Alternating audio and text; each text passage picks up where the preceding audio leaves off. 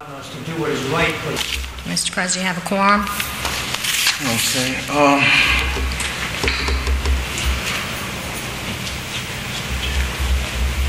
We can go on item number 1. Number 1 is to consider adoption of a resolution adopting the proposed pay plan and classification plans for the classified employees for the City of Alexandria. I move for adoption. Second. Moved by Mr. Lawson, second by Mr. Silver. Discussion? I'd like to say just a couple of things if I may. Yes, sir. We've been working on this for some time.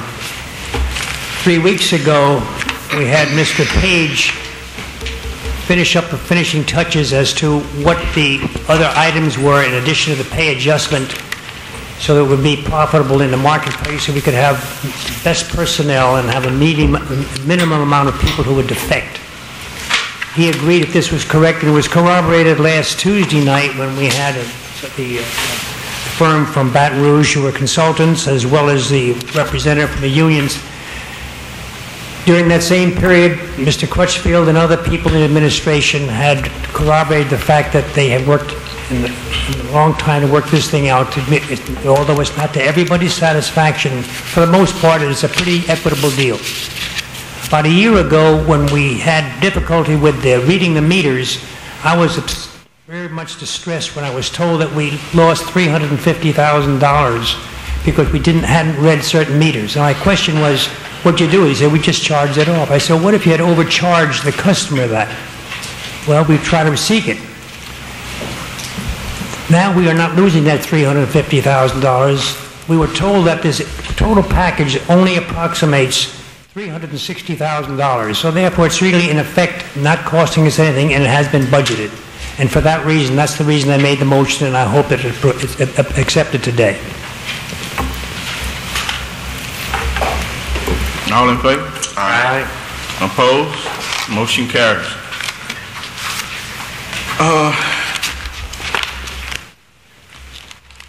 Still, items 2 and 3, we're going to remove those from the agenda altogether. Item number 3, Mr. President. I guess my concern is, it ties in item number 2.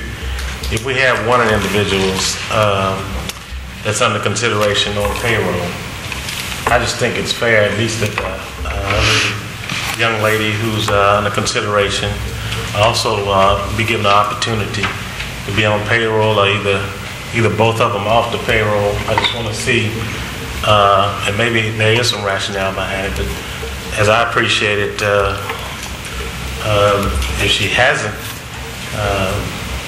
given up her commitment to the Shepherd Center, I think it's imminent. And that being the case, I think she's in the same precarious position that Mr. Foster's in. I have a slightly different spin on 2 and 3.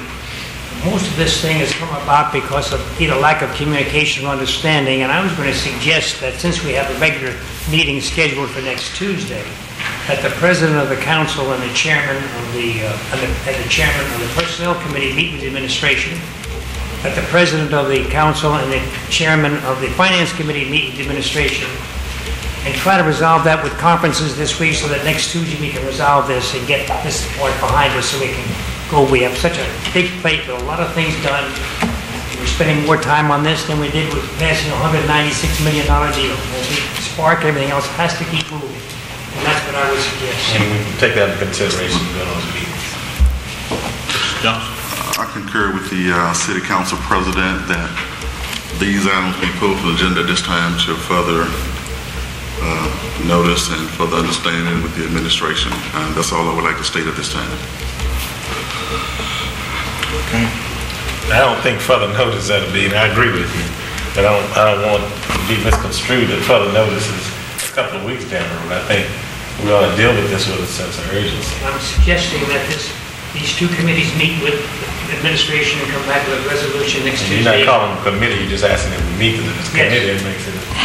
Mr. Lawson, just for the record, I have a response to every question you've asked in your April 13th letter, asking for title and job descriptions, duties and responsibilities not currently being handled, current and proposed administrative salaries, and how job duties and qualifications compare to similar cities. I have a comparison of all the LMA reported cities. I have taken the time to go through some 35 pages of documents that have never been responded to by any member of the council outlining the reorganization. This has been the subject of 2 budget hearings that you conducted as chair that have confirmed these. I also want to make it clear to the public, and this is important, despite what was in the newspaper, and I would ask that the Assistant City Attorney present listen carefully so that he can corroborate this.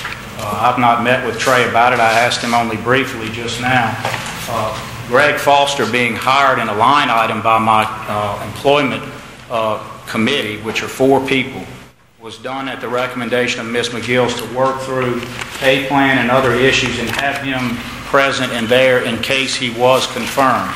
It is perfectly legal under the city charter to take a funded line item that was not, there was no one in that position, and put him in there temporarily. Indeed, we did that with Chuck Johnson, if you all recall, when he came on as city attorney.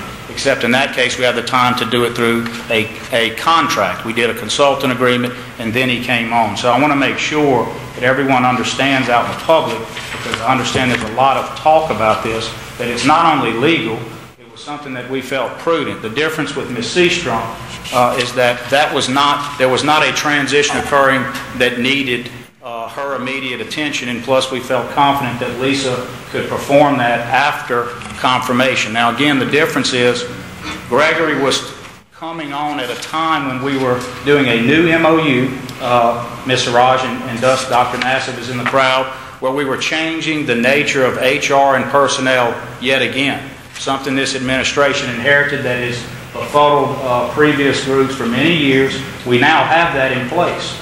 And it took a lot of work, and Gregory was used for his expertise, which I think expertise-wise is unassailable given what he's done, and he was instrumental and worked with Mr. Page on that. And so that's why that occurred.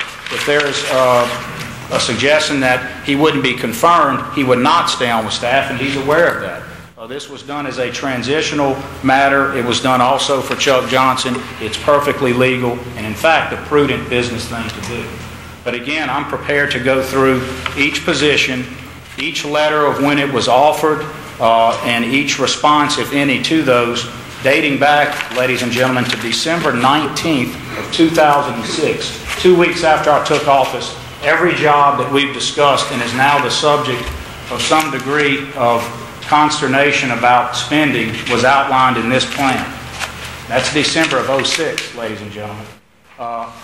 Each of the jobs as they came on, other than the diversity job that has just been proposed, was done in compliance with Section 411 of the Charter, wholly in compliance. And I would ask that if the Assistant City Attorney disagrees with that, he works with the council, that he stand up and tell you all whether that's accurate. Is anybody questioning compliance? Yes, there were comments in the newspaper by members of the council about not knowing whether it validated the president's concerns about being communicated with. And what I'm saying is December 19th, reorganization letter. January 9th, 07, reorganization letter. October 23rd, 07, reorganization. January 15th, 08, reorganization. June 25th, 08, reorganization. July 29th, 08, reorganization. July 31st, 08, reorganization. Outlining every job, again, approved by at least 2 budgets through the confirmation process, and never a word that there was something wrong with these. Also all included in the original transition team documents. Mayor, I'm going to say this. And Ms. Donica there can verify the statement. I was asked, did I know if Mr. Foster was on the payroll? My reply was no. Am I right, Ms. Donica? I did not know that Mr. Foster was hired. I did not know that. Louis J. Marshall did not know that. And no one is suggesting he did. So, wait, you just inferred that when you saying about the your papers that you've sent down here. I did not know that Mr. Foster was an employee of the City of Alexandria at $80,000 a year. Mr. Foster is being paid in a line item that is the line item for the policy manager at $75,000 a year. He's in the line item. He's being paid, and that is completely up to the administration and not up to the president of the city council. And indeed, we have the right in an existing and funded budgeted line item to do that under the charter, and you are prohibited by the charter from interfering. And I would ask that the assistant city attorney speak to that if I'm in error. Let me say, No, we're not getting in the contest there, man. To avoid a lot of confusion, I was under, and let me finish, Harry. I was under the impression the last time we met on this issue that there was a sense of urgency because we needed to get these folk on payroll. I think something was implied to that impact that, as a matter of fact, that they were out of jobs. During the entire conversations, no one, to my knowledge, on the council knew. And I do think it's courteous, if not appropriate, to let the governing body of the city know when you're hiring mayoral assistants, whether it's an $80,000 line item, just as it would be appropriate if we would decide to remove those items out of the budget. We certainly would want to let you know. So I think what we are dealing with here is a lack of communication. I think we need to get it done. But anytime we hire a mayoral assistant at $80,000, I would like to know, and I think everybody up there would like to know. He was put on in a temporary capacity, and that's done all the time without the council's knowledge. There are temps hired all of the time. It was legal the way it was done. There are 35 pages here of information on what we do. This reorganizational process has been meticulously documented. And ladies and gentlemen, each of the letters there request, please, council, get involved with this. Tell us what you think about the reorganization. Over and over and over. No response until 2 weeks ago. I still say, in view of this, we're not going to resolve anything today. I'm asking that those two suggestions that may be followed. They have all week to work it out and come back next week and see if we can reach an intelligent, amicable conclusion and go on to something else. And I would only ask that we actually have a meeting, because you say let's come back in 2 weeks, but no questions were asked in the last 2 week period of us. I have questions, and I have questions of two of your employees who participated in the process, but now the two are here and they knew we had a meeting scheduled. And they knew they had a meeting scheduled. Who is that? They weren't going to be here. The city attorney as well as the chief executive officer. They're out of. Why would they schedule a meeting knowing they're going to be out of town? And we particularly had issues with things they were responsible for. Why would they? For the legal officer and the chief of staff? Did they not participate in the process? Yes, but and they knew they were going to be out of town. Mr. Lawson, it is not up to you to direct my staff. It's up to me, sir, according to the charter. And I'm here and prepared to answer any question this council has, including comparing the LMA salaries, which place us in the mid-average, but it places our city council, ladies and gentlemen, second highest in the state. According to the LMA reported stats, it doesn't mean every city reports. I want to make that clear. Second highest, beat by Lafayette, which is a city parish government and has almost 3 times as many people. It's simply amazing how you would try to put Mr. Marshall. Mr. Marshall. deviate from the issue at hand. The issue at hand was paid. Mr. Johnson. Just 2 things. I just like to confirm that I was too unaware that Mr. Foster was on the payroll for the city, and I also would like to have this question addressed. Was there anything to the matter that if this council didn't confirm Ms. Seastrunk or Mr. Foster, that other employees would be fired about the administration? I've never spoken with a councilman about firing somebody because of hiring, but again, it is completely within my prerogative to hire and fire at-will employees who serve at the mayor's pleasure, and it is none within your authority to do so. No, I'm just questioning the matter if, in threatening this council upon confirming the hiring or confirmation of those two individuals with other employees? That's a direct question to you. I didn't say it was my prerogative to answer. I'm just asking the administration. One discussion was had about employees, and that was me and Mr. Lawson. Mr. Lawson expressed concern about any potential for overlap on the diversity officer, the workforce development officer, and an HR position currently handled by Sheila McGuire, which is called the EEOC office. We had a very brief discussion about that, and we talked about could two jobs serve those three. And I agreed that perhaps collapsing some duties could be done, and I also informed Mr. Lawson that we would be moving Ms. McGuire, Sheila, back under HR, where I think it belonged in the first place, and it would probably tend to resolve some of those issues. And other than that discussion, I'm not aware of what you're talking about, Mr. Johnson. Right. I go with Mr. Silver's recommendation. I'll go back. That we go ahead and try to work this out. Today is Tuesday. You mentioned about timing. Let's plan that we can have a definite response by next Tuesday's meeting. That means you fellows have to get together, and plus the administration. I move that, and let's go on. All right. Moves. I second. Second. All in favor? Opposed? Motion carries. Next one is item number 4. To hear from the administration concerning the proposed tax reallocation vote.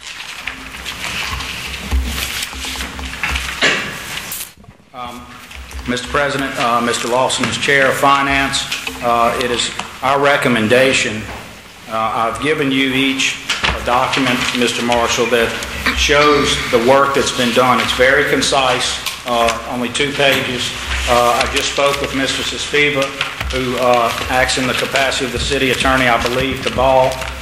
The mayor is here. I think they're here just not to talk on it, but just to listen to our deliberation. This document lays out the philosophy, the assumptions and policy considerations for us, and then what the administration was working on in terms of a proposal. Again, Mr. Lawson and I had talked about some of these things together in trying to formulate a fair policy.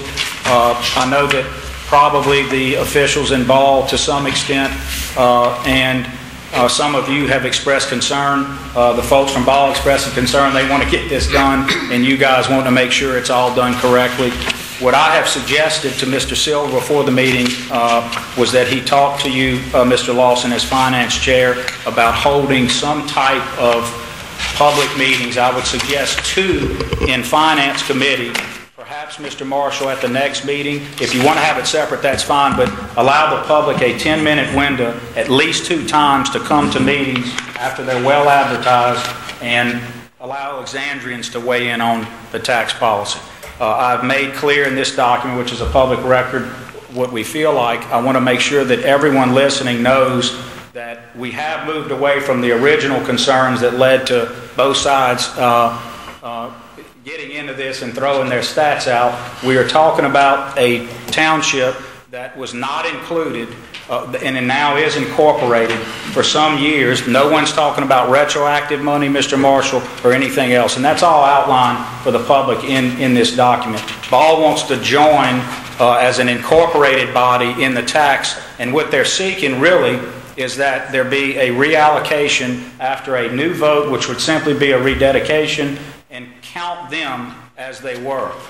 I believe, and I'm not speaking from being told this by anybody, but if you follow the newspaper, I'm sure the jury's going to be concerned, Mr. Lawson, about any potential loss with some of the other items they're facing with the school board. I would imagine that's going to come up, but I want to stress again that the only way to make the city of Alexandria carry this for everybody and make it where the majority of townships, villages, and municipalities don't lose would be to either treat Alexandria arbitrarily or put some of the burden on the jury, because they are not paying for Ball's. In other words, they handle the unincorporated areas. Ball is now incorporated, so we do think that if there's a sliding scale, they have to weigh into that. And so if the public would I think the right thing to do is to allow them to come in, and then I think, Mr. Lawson, that you and I should co-chair probably one town hall meeting a larger meeting where everybody can come and discuss this, and these are suggestions. I know it's wholly within your authority to make that decision, but that's what we would suggest. I think Roy would rather that he chair the meeting. I think he's wondering why we need a meeting. Mayor? Yes. What part in these meetings would the police jury play? Because I think they still have to bless this in order for it to fly. Am I not correct? I do. I think they've set up a process, and this suggestion is really about, at some point, I was under the authority of this council meeting with them to go through ideas. I believe we're at a point where this body, without regard to other bodies, must consider what's best for its constituents, and I think that we're at a point where we can do that, and that's not any offense to Ball or anything. It's just, it's proper policy at this point for us to decide as a city what we're going to recommend, and I would be uncomfortable going past this document without your input as a council. And Harry, it's spelled out pretty clearly in this. One of the things we bolded on page 2 was all of the entities wish to leave the school board's allocation the same. No one wants to tamper with the school board in anything. But each time you make a protection for one, it has to come from somewhere in a sense.